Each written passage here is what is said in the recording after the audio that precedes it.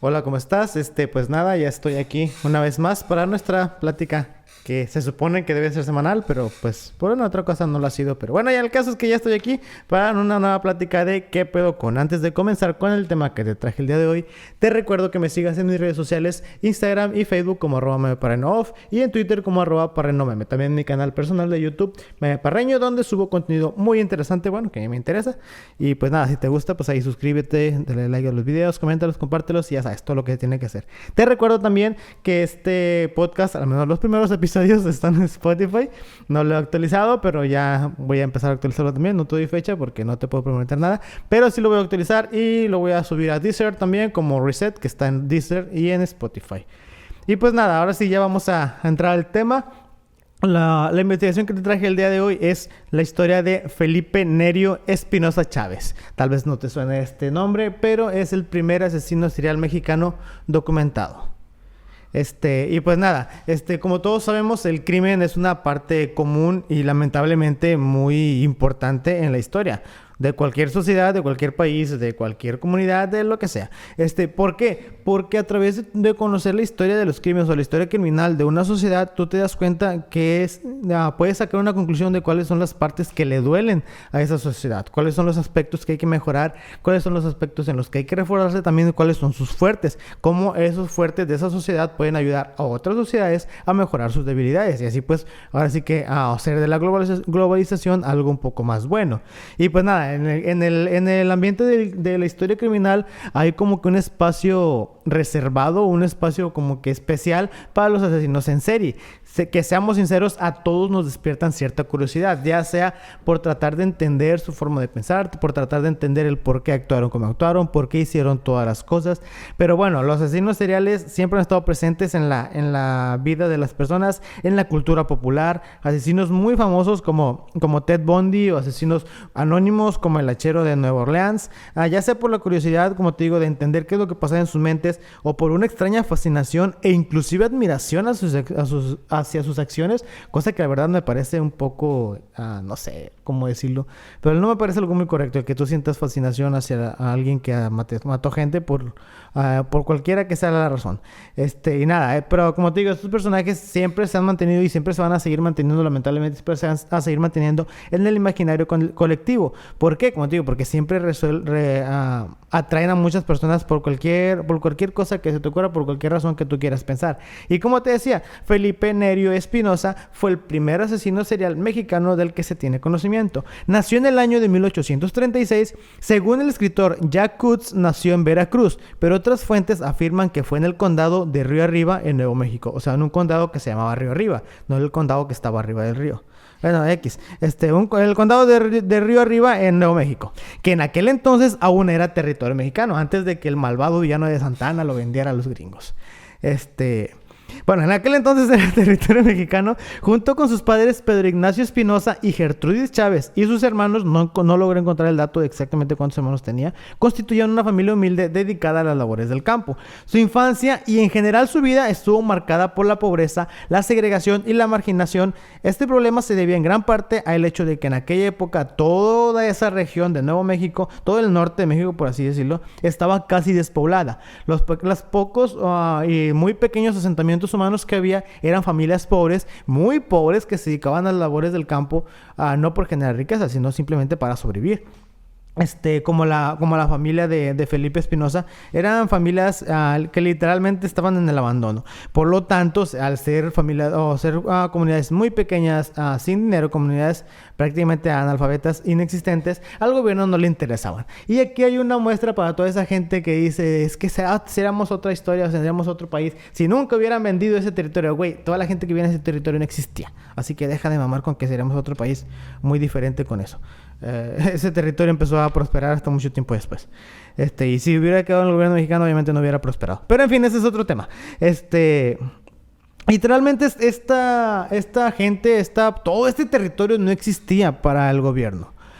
Espinosa era Las características de Espinosa, a grandes rasgos por así decirlo, era una persona mestiza, analfabeta, católica y agricultor, que como te digo se dedicaba a las labores del campo básicamente para sobrevivir, no ni siquiera para obtener dinero. Esas eran sus características principales. El tiempo pasó, creció, se casó y procreó al menos 2 hijos, de los que tenemos conocimiento hasta el día de hoy. Durante su vida le tocó sufrir los daños provocados por la inestabilidad económica y la tensión política y social que se vivía en aquella época, provocada por la colonización estadounidense hacia ese territorio mexicano, por la independencia de Texas y la subsecuente invasión a territorio mexicano por parte de las fuerzas estadounidenses. Todo esto le tocó vivir durante su vida, o sea, fue una... Eres un niño que nace en un lugar despoblado, donde apenas sí hay gente, donde el gobierno te tiene abandonado prácticamente, luchas por apenas comer, encima de eso te vienen a invadir gentes de otros del país vecino, encima de eso hay guerra, y encima de eso se están peleando por el lugar donde vives, que vamos, tú no quisieras vivir ahí, pero no entiendes por qué hay gente que se pelea por ese lugar.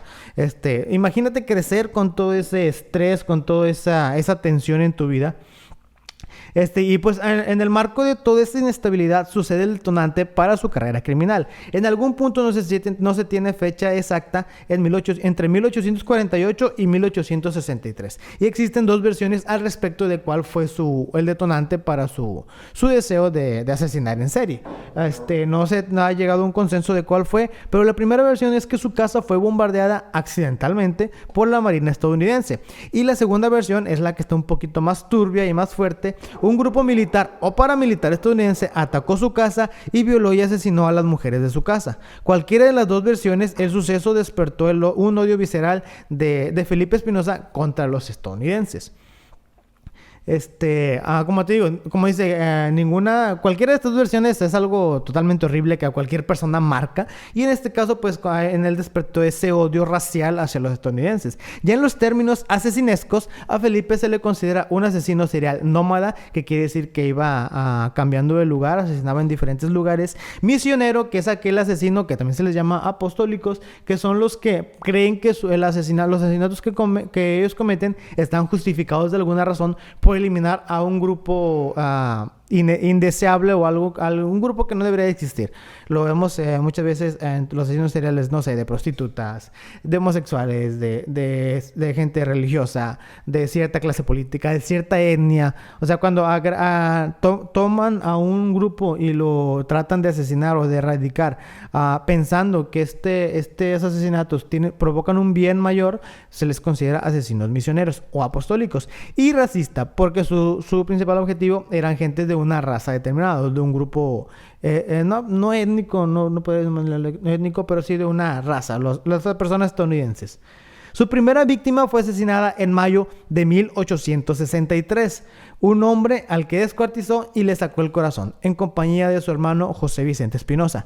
Se especula que asesinó en total a 32 personas estadounidenses, entre hombres y mujeres. No se tiene el dato exacto de cuántos fueron hombres, cuántos fueron mujeres, pero los reportes de aquella época le achacaban 32 asesinatos, a los cuales se dice que asesinaba con arma de fuego, para después descuartizarlos, sacarles las vísceras y disponer sus cuerpos de manera que llamaran la atención. O sea, el vato era una persona totalmente sádica. No solamente los asesinaba, sino que aparte los hacía pedazos, les sacaba las vísceras, y todavía quería llamar la atención al disponer sus cuerpos de manera que todos lo vieran.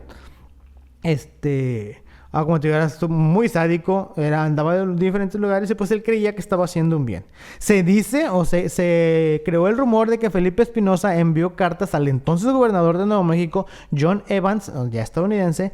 En la primera avisaba que asesinaría a 600 gringos, a 600 ciudadanos estadounidenses, uno por cada miembro asesinado de su familia. Lo que nos lleva a que en aquel atentado ya haya sido accidental o haya sido con intención, se asesinaron a 6 miembros de su familia. 600, 100 por cada miembro, o sea, son 6 miembros que asesinaron en aquel entonces, en el detonante. Y en la segunda carta, que en total se dice que envió 2 cartas. En la primera, la primera simplemente amenazaba con que iba a asesinar a 600 gringos. Así dice la carta, ¿eh? Y en la segunda pedía inmunidad total para él y para cualquiera de sus familiares, disculpas públicas del gobernador y 20 kilómetros cuadrados de tierra fuera de la jurisdicción de las autoridades. Y de no cumplir estas demandas, avisaba que asesinaría a 500 estadounidenses más, aparte de los 600 a los que ya había amenazado que iba a asesinar. O sea, hasta el momento... se dice que hasta este punto Felipe Espinosa era un asesino serial atípico, porque sus motivaciones o su forma de operar, más que atribuirse a las de un asesino serial común, eran más como una forma de buscar despertar una insurgencia, una resistencia en contra de la colonización o de los habitantes estadounidenses en el lado mexicano. Era más una forma, como te digo, de insurrección, de resistencia contra esta colonización, y se cree que por esto era una especie de asesino serial atípico, porque no eran las motivaciones comunes que tienen todos los asesinos seriales. A finales de 1863, el gobierno encomendó al aventurero Tom Tobin y a 3 soldados más la captura o ejecución de los Espinosa, de Felipe y de su hermano Vicente. Era prácticamente una campaña de lo queremos vivo o muerto. Ya otras veces habían intentado atraparlo, no lo habían logrado. Al parecer estos hermanos eran muy... no sé, eran muy inteligentes o sabían escapar muy bien. El caso es que ya el gobierno estadounidense había intentado muchas veces atraparlos, pero no lo habían podido. Hasta que se lo encomendaron a estos tres soldados y a Tom Tobin. Ellos lograron lo que no había logrado el gobierno en tanto tiempo. Encontraron el campamento donde estaban ellos, donde vivían los Espinosa, y hicieron un tiroteo. Les dispararon esto. Los hermanos respondieron, se armó un tiroteo, y en el tiroteo murieron los 2 hermanos. Ya una vez muertos, los soldados les cortaron las manos y les cortaron la cabeza, y se le iban a presentar al gobernador como testimonio para que quedara claro, para que no hubiera dudas de que habían sido asesinados. Los cuerpos, la cabeza y las manos fueron retiradas, obviamente después de que murieron a balazos. Los cuerpos no se sabe qué pasó con ellos, no se tiene conocimiento de dónde quedaron ni nada de eso. Y como te digo, el paradero de estos se desconoce, obviamente no se les da sepultura, no se sabe dónde quedaron. Y pues nada, actualmente hay familiares de Felipe Espinosa sobrevivientes que permanecen hasta el día de hoy. Su árbol genealógico permanece hasta el día de hoy. Estos familiares creen o aseguran que el gobierno se encargó de satanizar a Felipe Espinosa y alegan la inocencia de parte de su familiar. Y sí hay ciertas inconsistencias en todas las historias y los reportes que hay al respecto. ¿Por qué? Porque a pesar de que en aquella época el español era la lengua predominante, porque obviamente toda esta parte de aquí, a pesar de que ya había colonos estadounidenses, el español había sido predominante. Y de hecho hasta el día de hoy el español es muy fuerte en esas zonas. Todos los reportes de todos los sucesos sobre Felipe Espinosa estaban escritos en inglés, lo cual no tenía lógica, porque si la mayoría de la gente hablaba español, ¿para qué ibas a hacerles reportes en inglés si no iban a entenderlos? ¿Para qué ibas a hacer una búsqueda en inglés si la gente no iba a saber a quién estaban buscando? No iba a saber qué procedía, no iba a saber qué hacer, porque no entendía. La gente apenas si podía hablar español, ¿tú crees que le iban a entender un reporte en inglés? Obviamente no. Entonces esa es una de las primeras inconsistencias. Y la otra es que se dice que envió cartas amenazando al gobernador y que iba a hacer no sé qué cosas, pero Felipe Espinosa no sabía leer ni sabía escribir. Entonces todo esto nos dice que Felipe Espinosa sí fue un asesino serial, sádico, nómada, misionero, con todas las atribuciones y conceptos criminológicos que se le quieran atribuir, o fue una persona que no sabemos si cometió o no un delito, pero el gobierno estadounidense lo buscó como una especie de chivo expiatorio para darle esa mala imagen a los mexicanos que vivían en aquel lado. No sabemos, cualquiera de las dos opciones es una opción para mí viable, una opción que ninguna de las dos descartaría, la verdad. Pues nada, esta historia la verdad me pareció muy interesante porque, como te digo, los asesinos seriales siempre han despertado como que cierta curiosidad o cierto morbo en el pensamiento colectivo, porque pueden tener muchas motivaciones, porque pueden ser personas, inclusive personas que tú piensas que son cuerdas. En el caso de Felipe Espinosa, se dice que toda su vida fue una persona normal. O sea, una persona normal para el lugar en donde vivía, una persona que trabajaba, una persona que se preocupaba por su familia, hasta que pasó esto. Como dice esta frase que el Joker sí dijo, que un mal día puede empujar a cualquier persona a la locura, y pues le pasó a este hombre. Y creo que la verdad a todos nos podría pasar. No, nadie está exento de este tipo de cosas.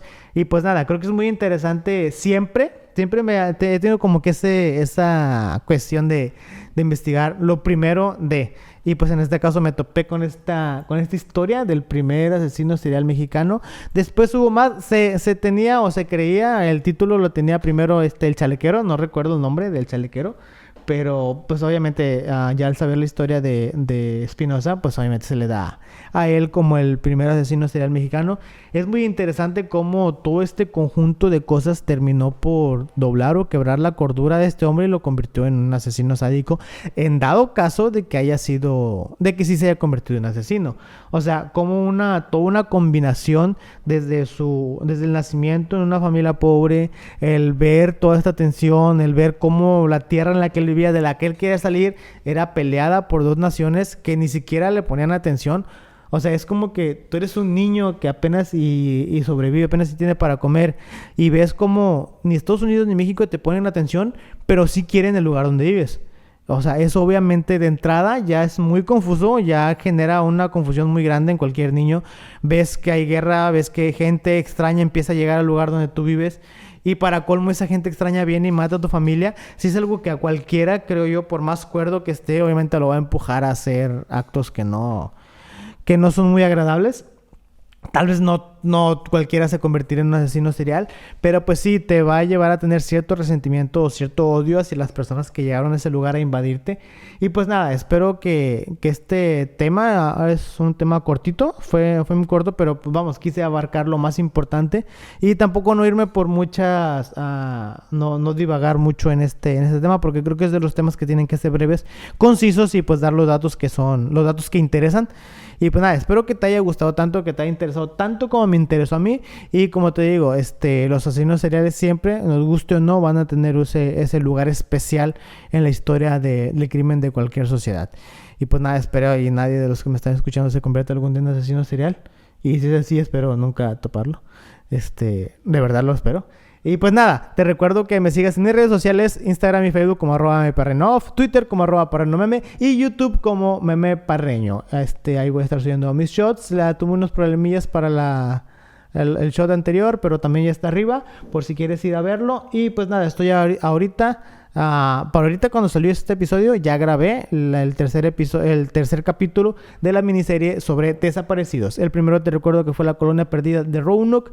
El segundo fue la historia de Puerto Bagdad, una comunidad desaparecida por huracanes y guerras. Y el que ya grabé, todavía no está arriba, pero no te puedo decir de qué se trata hasta que vayas y lo veas. Ve y suscríbete al canal, ve y dale like a los videos, compártelos, coméntalos, y también al canal de Escuadrón Subnormal. Si no te has suscrito, suscríbete, dale like a cualquiera de los podcasts que te guste ver, coméntalos, únete al grupo de Escuadrón Subnormal en Facebook. Y pues nada, nos vemos la próxima semana. Espero que me sigas dando la oportunidad de poder venir a contarte estas historias tan interesantes y tan bonitas. Bueno, en este caso no, pero bueno, el caso es que ya nos vemos la próxima semana. Y pues nada, que tengas un excelente fin de semana, cuídate mucho y toma mucha agüita. Adiós.